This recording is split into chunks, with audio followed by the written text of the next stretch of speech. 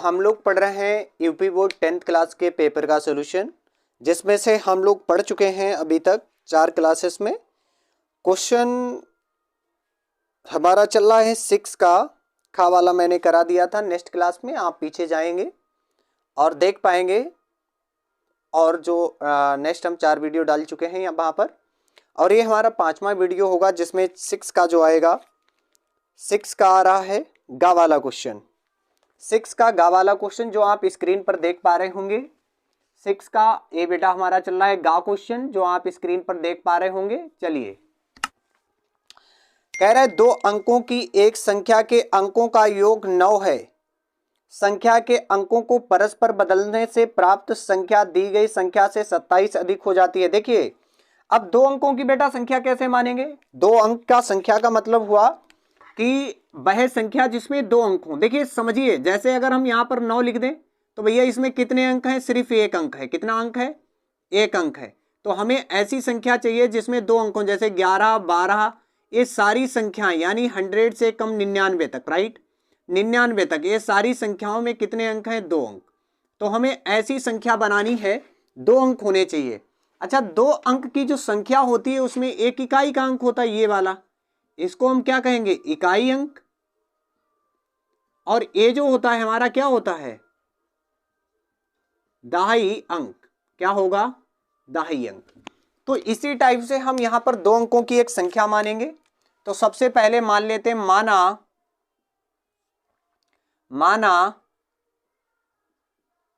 इकाई का अंक x तथा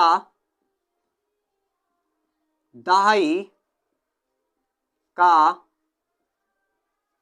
अंक y है। तब संख्या क्या हो जाएगी?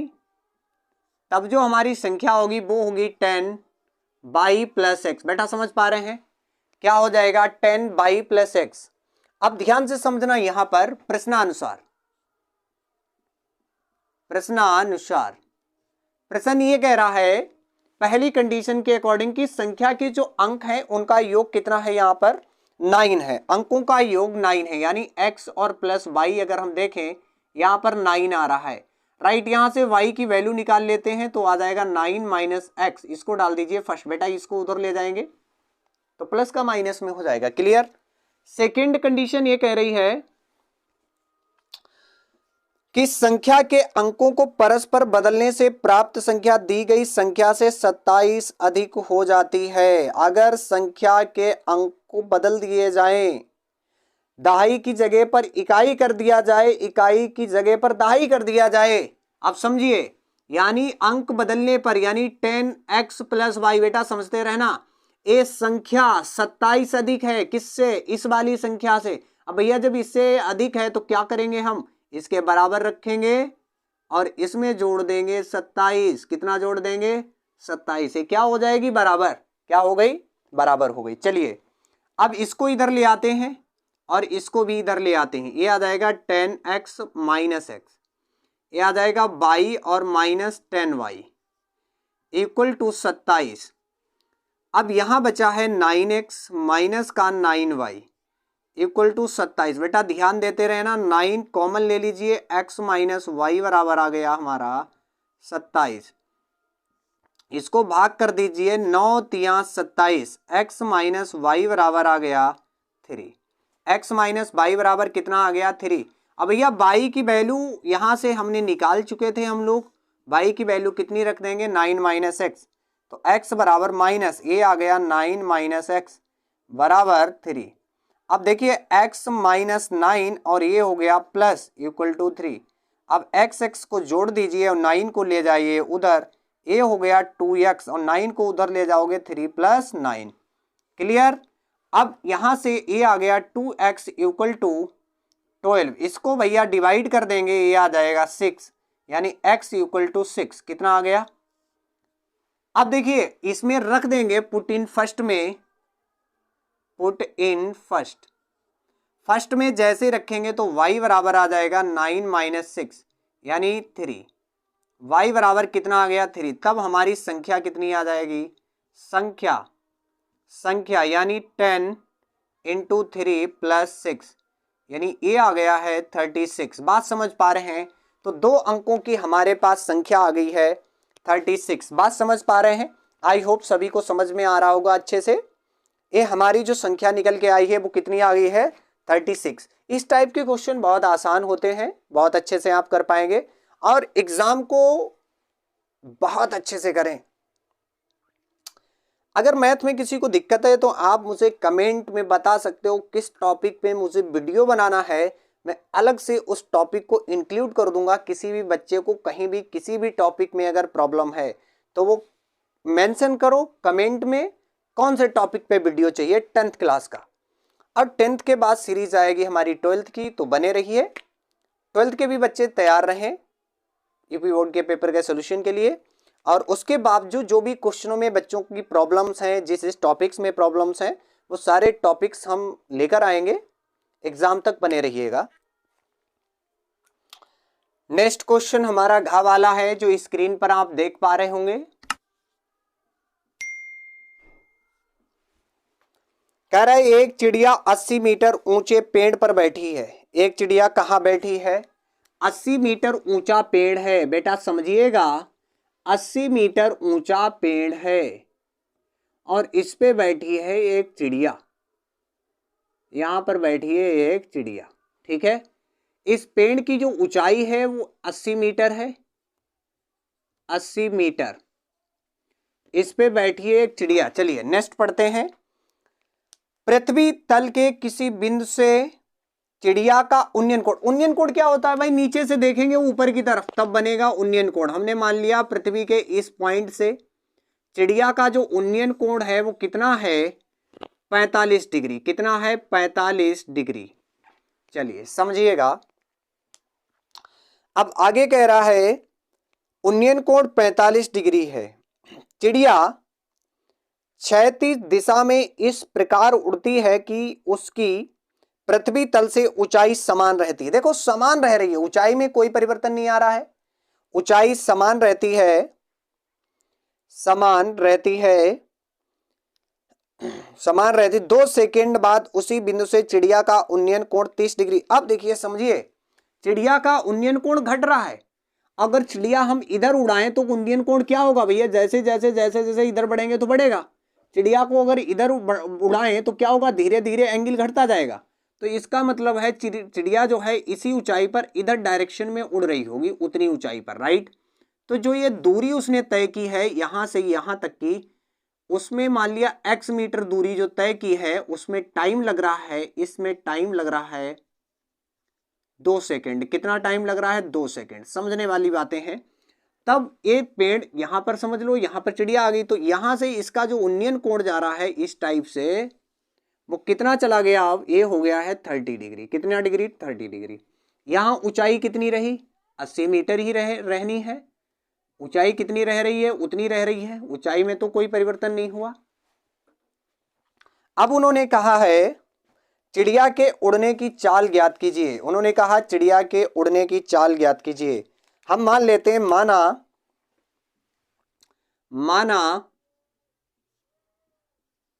माना चिड़िया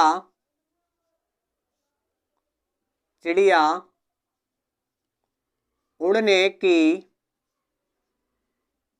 चाल x किलोमीटर प्रति हावर्स है। देखो किलोमीटर में माना है, या तो इसे मीटर प्रति सेकेंड में मान लीजिए। चलो देखिए यहाँ टाइम सेकेंड में दिया है तो हम सेकेंड में मान लेंगे। मीटर प्रति सेकेंड किस में मान लेंगे? मीटर प्रति सेकेंड। अब हम उसकी चाल को निकाल पाएंगे। समय तो हमें दिए, ये दूरी अगर हम पता कर लें, दूरी यानी यहाँ पर सॉरी एक गलती मैंने कर दी, यहाँ x मत मानिए, यहाँ पर y मान लीजिए। क्या मान लीजिए? y, क्योंकि x हमने उसकी चाल को मान लिया है तो y मान लो। अगर यहाँ y मानो तो वहां x मान लो, कोई दिक्कत नहीं, कुछ भी मान सकते हो यार। अब अगर हमें ये दूरी पता चल जाए कि जो चिड़िया उड़ रही है वो उड़ने के टाइम उसने कितनी दूरी तय की, कितनी दूरी तय की, तो हम बता पाएंगे कि उसकी चाल क्या रही, क्योंकि टाइम तो हमें दिया है ऑलरेडी। तो चलिए देखते हैं। सबसे पहले हम इस ट्रायंगल में लगा देते हैं, ये वाली दूरी पता कर लें। अब यहां कुछ पॉइंट डाल देते हैं, A वी सी डी और ई। ध्यान से समझना। सबसे पहले हम लोग बात करेंगे इन ट्रेंगल ए वी और सी। देखिए हम सबसे पहले ए डिस्टेंस निकाल लेते हैं, तो हमें पता है, तो इसमें लगा देते हैं टेन थीटा। टेन थीटा बराबर हो जाएगा लंब बटे आधार यानी B C upon A B. अब थीटा की वैल्यू कितनी है इस वाले ट्रेंगल में? 45 डिग्री, और ए आ गया 80 बटे ए बी। टेन 45 की वैल्यू होती है 1, तो 80 बटे कितना हो गया ए बी, यानी ए बी बराबर हम निकाल पा रहे हैं कितना आ गया है 80 मीटर। बात समझ रहे हैं? अब हम बात करते हैं इस पूरे ट्रेंगल में, यानी इन ट्रेंगल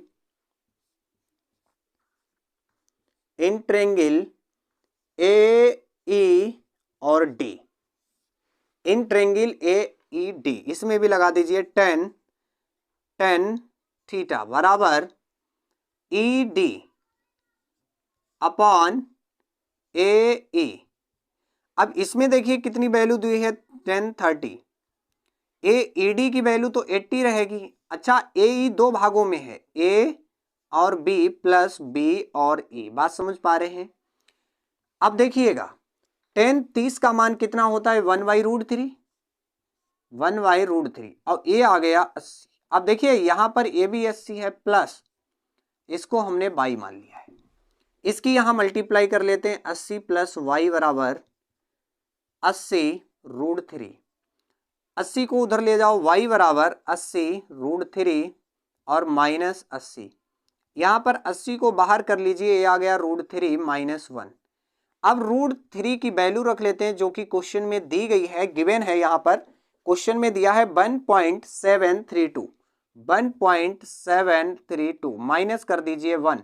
अब भैया जब 1 घटाओगे तो ये आ जाएगा 0.732। कितना आ गया हमारे पास 732। जैसे ही हमने इसकी वैल्यू को माइनस करेंगे 1 से तो कितना बचेगा 732।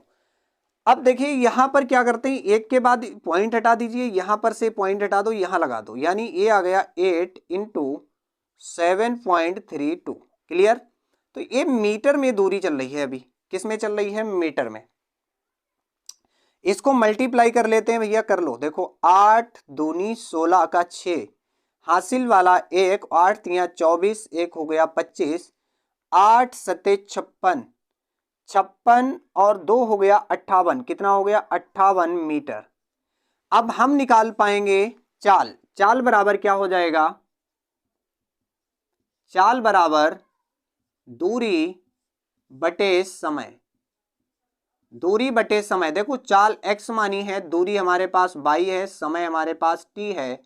अब y की वैल्यू हमारे पास निकली है 58.56 और a दिया है 2, तो a आ गया मीटर प्रति सेकेंड। 2 से इसको डिवाइड कर देंगे भाई, तो 2 दूनी 4, 1 बचा, दुने 18 पॉइंट लगाएंगे, 2 दूनी 4 और 2 अट्ठे 16, यानी चिड़िया की जो चाल है, उड़ने की गति है, वो आ रही है 29.28 मीटर प्रति सेकेंड। 29.28 मीटर प्रति सेकेंड। बात समझ में आ रही है? अगर एंगल बढ़ रहा होता चिड़िया को, तो चिड़िया हम किधर उड़ाते बेटा? इधर उड़ाते। और एंगल जब घटेगा तो चिड़िया किधर उड़ाएंगे? उधर उड़ाएंगे। यहां पर हमें क्या है, उसका टाइम दिया था भाई दबे। अगर हमें दूरी दी हो, उसने कहा हो कि 1000 किलोमीटर उड़ने के बाद चिड़िया जो है यहाँ पर पहुंच जाती है, तो आप बताइए कि उसके द्वारा उसकी जो स्पीड रही है वो कितनी है। या वो कह देता है स्पीड अगर चिड़िया की इतनी है तो यहाँ पर उसकी चाल बताओ कितनी रहेगी। तो हम अकॉर्डिंग हमें यहाँ पर 3 चीजों से, चाल, दूरी, समय, ध्यान देना, इसमें से हमें 2 चीजें पता होनी जरूरी हैं। इन 3 का जो रिलेशन है, इसमें से अगर हम 2 चीजें पता कर लेते हैं तो ये फार्मूला हम यूज कर सकते हैं किसी एनी के लिए, राइट। तो यहां पर हम जरूरी समझेंगे कि हमें क्या निकालना है प्रॉपर। 2 चीजें हमें पता होनी बहुत जरूरी है। जैसे ही 2 चीजें हमें पता चल जाएंगी, फिर हम अपने अकॉर्डिंग उस क्वेश्चन को आगे बढ़ा पाएंगे। आई होप समझ में आ रहा होगा सभी को। नेक्स्ट क्वेश्चन की तरफ हम लोग बढ़ेंगे। अब हम लोग बात करेंगे 7वें क्वेश्चन की। इसका बात करेंगे। पहला क्वेश्चन है का वाले क्वेश्चन को समझेंगे क्या कह रहा है। कह रहा है एक रेलगाड़ी 63 किलोमीटर की दूरी किसी निश्चित औसत चाल से तय करती है। 63 किलोमीटर की दूरी किसी निश्चित औसत चाल से तय करती है। फिर 72 किलोमीटर की दूरी प्रारंभिक चाल से 6 किलोमीटर प्रति घंटा अधिक औसत चाल से तय करती है। यदि यह पूरी यात्रा 3 घंटे में तय की गई है तो प्रारंभिक औसत चाल ज्ञात कीजिए। यदि यह पूरी दूरी 3 घंटे में तय की गई है तो प्रारंभिक औसत चाल ज्ञात कीजिए। अब देखिए समझिए, अब हम यहां पर मान लेते हैं, सबसे पहले एक चीज समझिएगा ध्यान से।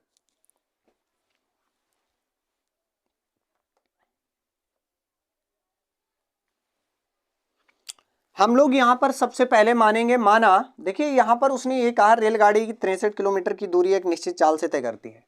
माना रेलगाड़ी की चाल x किलोमीटर प्रति घंटा है। माना रेलगाड़ी की चाल x किलोमीटर प्रति घंटा है। बात समझ पा रहे हैं, x किलोमीटर प्रति घंटा है। और अब यहां पर एक दूरी दी गई है हमें, यहां दूरी 63 किलोमीटर दी है तो 63, अब यहां पर लिख लेंगे 63 किलोमीटर की दूरी तय करने में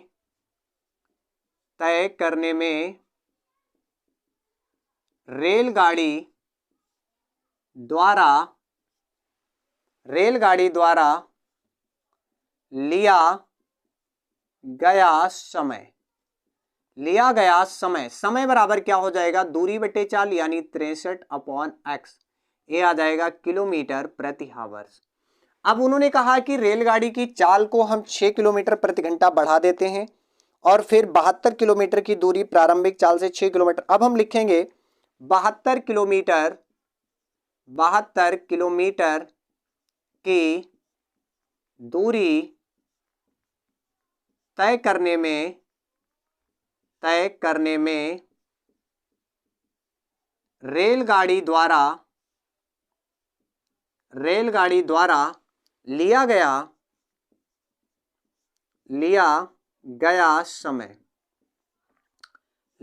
समय कितना हो जाएगा। अब पहले देखिए, सॉरी यहां पर 72, अब पहले से 6 किलोमीटर हमने दूरी उसकी बढ़ा दी है, स्पीड बढ़ा दी है, राइट। तो x में 6 को ऐड कर देंगे, किलोमीटर प्रति हावर्स।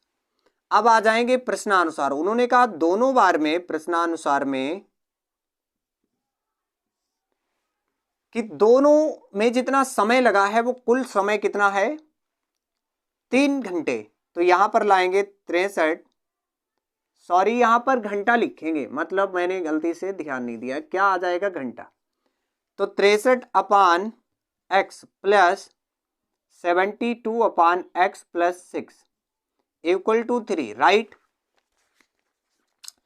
अब यहां पर क्या करते हैं, 3 को बाहर कर लो जरा, देखो इसमें 3 दूनी 6, 3 1 3/x प्लस यहां भी करिए 3 दूना 6, 3 चौक 12, right, x plus 6 equal to 3। Solve करने का थोड़ा सा सॉल्व कर रहे हैं। यहां पर क्या करते हैं 7, अब मुझे लगता है यहां पर 3 अभी और कॉमन आ जाएगा तो 3 फिर से ले लेते हैं। 7/x प्लस 8/x प्लस 6 और इक्वल टू यहां बचा 1।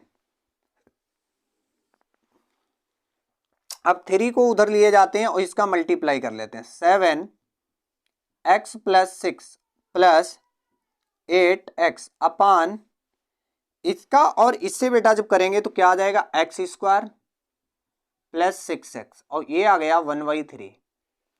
अब यहां करते हैं तो 7x plus 7×42 plus 8x upon x square plus 6x equal to 1/3।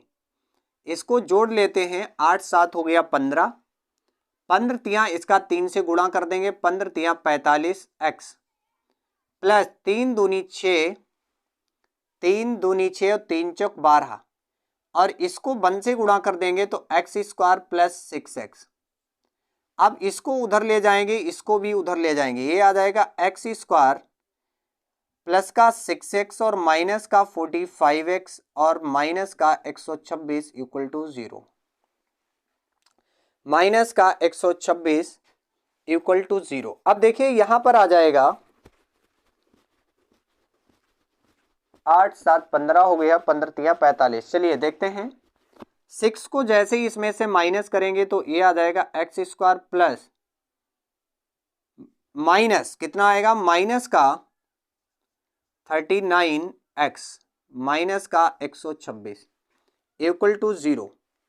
126 के हम लोग फैक्टर करेंगे, घटा करके लाएंगे, कितने कितने घटा के लाने हैं, 39। चलिए देखते हैं, 126 2 छंग 12 2 तिया 6, 3 दूनी 6, 3 एकन 3,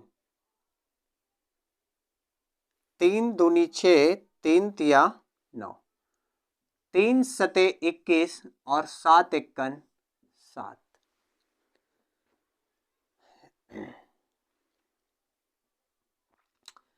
अब देखिए यहां पर इसके हम यहां पर घटा करके लाने हमें 39। देखते हैं, 3 तिया 9, 9 सते 63, इतना तो नहीं बन रहा है, कोशिश करते हैं यहां पर, ये 3 दूनी 6 और 6 सते 42 और 42 से अगर हम 3 हम माइनस कर दें तो बचेगा 39, राइट। कितना आ जाएगा, तो यहां पर हम लिखेंगे एक्स स्क्वायर माइनस का 42 और माइनस का 3x माइनस का 126 इक्वल टू 0। आई होप समझ में आ रहा होगा सभी के। अब यहां पर ले आएंगे बेटा एक्स स्क्वायर माइनस का 42x और प्लस का 3x और माइनस का 126 इक्वल टू 0। यहां से आप कॉमन ले लीजिए, x तो बचेगा x माइनस 42, यहां से प्लस का 3 कॉमन ले लीजिए, x माइनस 42 इक्वल टू 0। अब ये हमारा आ गया x माइनस 42 और ये आ गया x प्लस 3 इक्वल टू 0।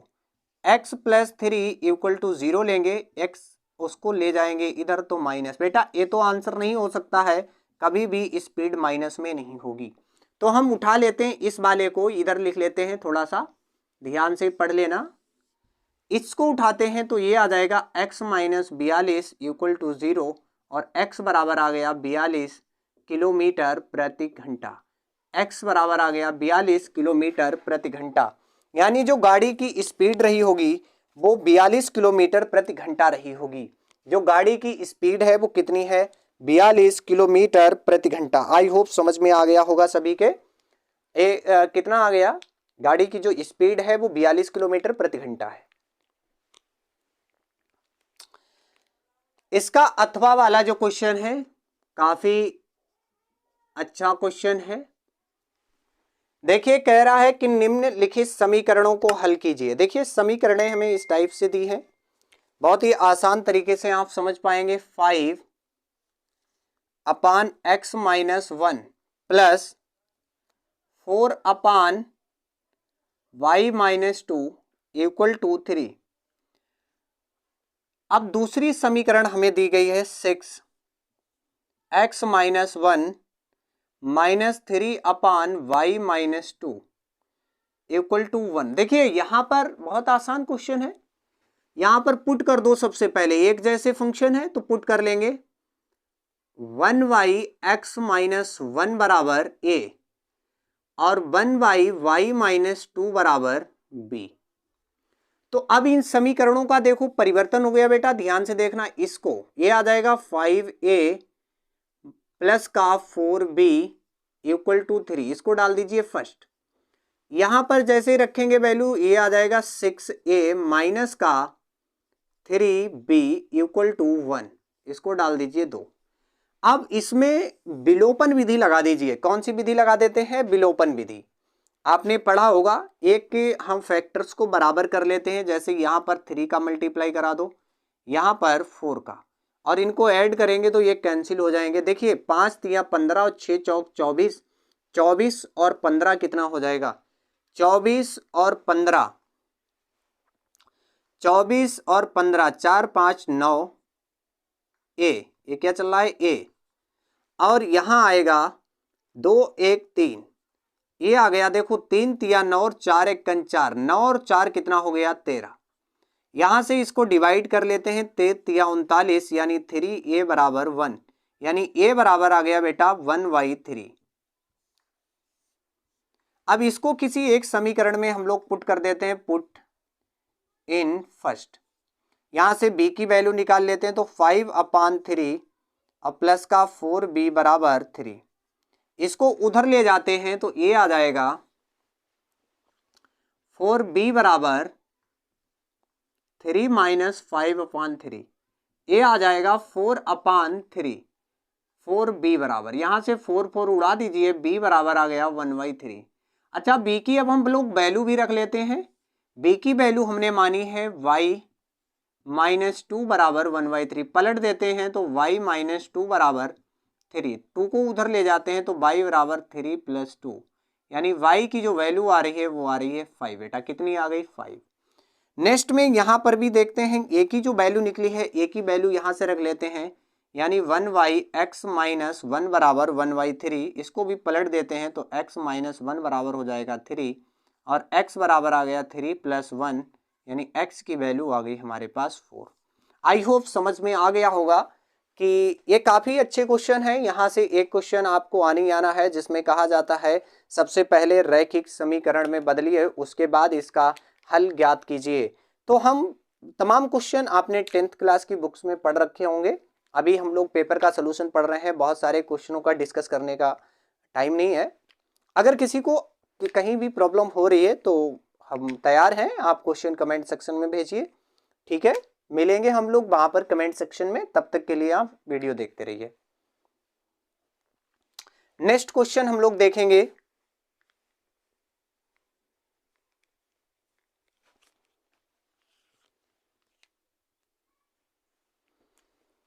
अब हम लोग बात करेंगे इसके खा वाले क्वेश्चन की। खा वाले क्वेश्चन का अथवा वाला देखेंगे बेटा, क्योंकि खा वाले में पहला जो पार्ट दिया है वो एक रचना का दिया है और रचना का हम लोग अलग डिस्कस करेंगे, क्योंकि रचना को यहाँ पर पढ़ा पाना मुश्किल होगा। हम लोग एक वीडियो डालेंगे अलग से, वहां पर आप रचनाओं को पढ़ पाओगे। क्वेश्चन है, एक सम द्विबाहु त्रिभुज ABC में भुजा AB, भुजा AC तथा बिंदु B से भुजा AC पर BD लंब है। बहुत छोटा सा क्वेश्चन है, बहुत ही अच्छा क्वेश्चन है, तो बने रहिए। देखिए यहां पर उन्होंने कहा है कि एक त्रिभुज हमारे पास है ABC, ध्यान देना, एक त्रिभुज उन्होंने दिया है ABC। तो सबसे पहले एक त्रिभुज, हम एनी कोई त्रिभुज बना लीजिए आप ऐसे करके, A, V और C। फिर आगे कहा है कि AB जो है वो AC के बराबर है, यानी AB, A वाली भुजा और A वाली भुजा दोनों ही भुजाएं क्या है, बराबर है। आगे कहा है बिंदु B से भुजा AC पर BD लंब है, बिंदु B से भुजा AC पर BD लंब है। देखो B से डाला जा रहा है तो यहां पर हमने डाल दिया है लंब। लंब का मतलब हुआ कि ये 90 डिग्री पे आएगा, राइट, ये भी 90 डिग्री पे होगा। अब ध्यान से समझना कि जब ये लंब है, यहां पर क्या हो गया, लंब हो गया, और ये वाली साइड इस वाली साइड के ही इक्वल है। तो यहां पर कह रहा है कि आप सिद्ध कीजिए कि BC² बराबर 2AB 2AC और DC, 2AC और DC निकालने के लिए कह रहा है। चलिए देखिए, यहां पर सबसे पहले हम लोग बात करेंगे कि यहां पर हमें दो चीजें दी गई हैं कि AB बराबर है AC के। दूसरी बात यहां पर दी गई है B, और यहां पर कोई पॉइंट बेटा D मानेंगे, V और D जो है वो लंब है किस पर, AC पर। अब आ जाते हैं इन ट्रेंगल। सबसे पहले एक ट्रेंगल में इन ट्रेंगल एक त्रिभुज कोई सा भी ले लीजिए आप। सपोज कर लेते हैं हमने BDC ले लिया, कौन सा ले लिया, BDC, VD और C, VDC। अब जब 90 होगा तो इसके सामने हमारा हमेशा क्या रहता है, कर्ण रहता है, तो हम कहेंगे B और C का स्क्वायर बराबर V और D का होल स्क्वायर प्लस डी और सी का होल स्क्वायर। बात समझ पा रहे हैं? और इसको आप डाल दीजिए फर्स्ट। अब दूसरा त्रिभुज ले लेते हैं, in triangle A D C, A D V, A D B, कौन सा लेंगे? A D V. और इसमें भी जब ये 90 रहेगा तो ये इसके क्या रहेगा? ये इसका हाइपोटेन्यूस होगा यानी कर्ण होगा। तो हम यहां भी लगा देंगे पाइथागोरस प्रमेय। दे बेटा कौन सा लगाया मैंने? पाइथागोरस प्रमेय। क्या लगाया है? पाइथागोरस प्रमेय। अब देखिए इसमें भी लगाते हैं पाइथागोरस प्रमेय। ध्यान से समझना, इसमें पाइथागोरस प्रमेय का मतलब हुआ ए और बी का होल स्क्वायर बराबर ए और डी का होल स्क्वायर प्लस वी और डी का होल स्क्वायर। क्लियर? यहां से बी और डी की वैल्यू निकाल लेते हैं तो वी और डी का होल स्क्वायर बराबर आ जाएगा बेटा, इसको इधर ले आते हैं, ए और बी का होल स्क्वायर प्लस ए और डी का होल स्क्वायर, ए और डी का माइनस, और इसको हम लोग वैल्यू डाल देते हैं इस। तो यहां पर अब सबसे पहले हम लोग वैल्यू रख देंगे फ्रॉम फर्स्ट एंड सेकंड में। देखिए BD की वैल्यू जो है यहां पर रख लेते हैं, राइट। तो BC बराबर आ जाएगा फ्रॉम फर्स्ट एंड सेकंड। यहां पर वैल्यू रखेंगे तो BC बराबर आ जाएगा VC का स्क्वायर बराबर BD की जगह पर हम लोग डालेंगे AB का होल स्क्वायर माइनस ए और डी का होल स्क्वायर प्लस डी और सी का होल स्क्वायर। क्या डाल दिया हमने? सी और डी का होल स्क्वायर। अब देखिए जरा, हमारे पास है ए और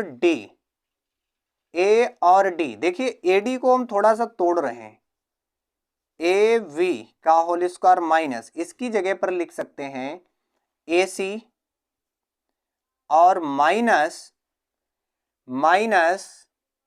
AC से अगर हम माइनस कर दें DC का होल स्क्वायर, राइट।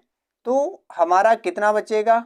D और C का होल स्क्वायर। वही हमें इतना चाहिए तो हमने पूरे से इतना माइनस कर दिया, इतना ही तो बचा।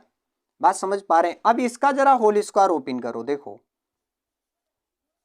AB का स्क्वायर, इसका करेंगे तो माइनस A और C का होल स्क्वायर माइनस D और C का होल स्क्वायर, माइनस माइनस हो गया प्लस बेटा 2AC और DC प्लस DC का होल स्क्वायर। अब बेटा ये DC कैंसिल हो गया, DC और DC क्या हो गया? कैंसिल। और हमें पहले ही पता है AC की जगह पर भैया क्या डाल सकते हैं? AB, क्योंकि दोनों बराबर हैं। तो ये आ गया AB का स्क्वायर माइनस इसकी जगह पर हमने डाल दिया AB का स्क्वायर और प्लस का आ गया 2AC और डॉट DC। AB दोनों कैंसिल हो गए, हमारे पास फाइनली क्या बचा है? B और C का स्क्वायर बराबर 2AC डॉट DC। क्या मिला हमें? 2AC और DC, AC और dot DC, right. I hope आपको सभी को अच्छे से समझ में आ गया। ये है 2022 के मैथमेटिक्स 10th क्लास के पेपर का सॉल्यूशन। ये हमारा लास्ट क्लास है, पेपर खत्म हो गया है। अब हम लोग मिलते हैं। आप कमेंट में जिसको किसी क्वेश्चन में कहीं भी प्रॉब्लम है तो आप कमेंट सेक्शन में क्वेश्चन पेस्ट करेंगे या हमें मेरे कॉन्टैक्ट नंबर पे व्हाट्सएप करेंगे किसी क्वेश्चन को, तो आपको वहाँ पर सोल्यूशन मिल पाएगा। अगर आप उस क्वेश्चन के अकॉर्डिंग वीडियो चाहते हैं तो ठीक है, आप कमेंट सेक्शन में क्वेश्चन इंक्लूड करिए और लिखिए कन्वर्ट टू वीडियो या वीडियो, आपको मिल जाएगा उस क्वेश्चन पे वीडियो जिस क्वेश्चन पे आपको पार्टिकुलर चाहिए। सभी बच्चे बहुत अच्छे से तैयारी करते रहेंगे और किसी भी टॉपिक पर मैथमेटिक्स के अगर किसी को वीडियो चाहिए तो आप कमेंट सेक्शन में या मुझे व्हाट्सएप पे मेरे नंबर पे कांटेक्ट करें। आप बताएं कि इस पे हमें वीडियो चाहिए, उस पे आपको वीडियो मिलेगा। ठीक है, तो देखते रहिए हमारा class top to 10 mathematics classes. अब बने रहिए हमारे साथ में, हम लोग मज़ेदार पढ़ेंगे। और आज एक बात और बताऊंगा, आज रिपब्लिक डे है। 2023 में जिन बच्चों का पेपर हो जाएगा, जो बच्चे 10th क्लास में हैं, सभी के लिए बहुत बहुत बधाई कि वो अच्छा स्कोर हासिल करें। अभी जो बच्चे 9th क्लास में हैं उनके लिए हमारा नेक्स्ट ईयर का 2024 का यहाँ पर फ्री क्लास चलेगा। जिन बच्चों को पूरी मैथमेटिक्स पढ़नी है वो लोग जुड़ जाएं और हमें व्हाट्सएप पे कमेंट करें अपना नाम और पढ़ें 1 ईयर का free course 10th mathematics classes का। जितने भी बच्चे हैं इस वीडियो को फॉरवर्ड करें और पढ़ें हमारा फ्री का 2024 के लिए। जो बच्चे एग्जाम दे, पूरी मैथमेटिक्स का सलूशन हम लोग पढ़ेंगे लाइन बाय लाइन क्वेश्चनों का। तो जैसे जैसे हम लोग यहाँ पर जो बच्चे 2024 में एग्जाम देंगे, अभी हमारा जो कोर्स स्टार्ट होगा वो मई से स्टार्ट होगा, 15 मई से स्टार्ट हो जाएगा। तो जिन बच्चों को पढ़ना है यहाँ पर वो सारे बच्चे जुड़ जाएं हमारे साथ में और फिर कंटिन्यू पढ़ते रहें। ये वीडियो सारे बच्चे फॉरवर्ड करेंगे उन बच्चों को जिन बच्चों को 2024 के लिए वीडियो या फ्री जो कक्षाएं हम उपलब्ध कराएंगे उनकी रिक्वायरमेंट होगी। हमारा मेन उद्देश्य रहेगा कि जो बेचारे बच्चे थोड़े कमज़ोर वर्ग से आते हैं, जिन्हें कोचिंग करने में असुविधा हो रही है या किसी कारणवश अच्छी पढ़ाई नहीं हो पा रही है, तो हम उनके लिए फ्री वीडियोस अपलोड करेंगे, यहाँ पर फ्री वीडियोस प्रोवाइड कराएंगे। तो उनको आप इस वीडियोस को फॉरवर्ड करें और उन्हें बताएं 2024 के लिए उन सभी बच्चों का यहाँ पर वेलकम है जो पढ़ना चाहते हैं हमारे साथ में। बने रहिए हमारे साथ में, देखिए टॉप 10 मैथमेटिक्स क्लासेस। जय हिंद, जय भारत।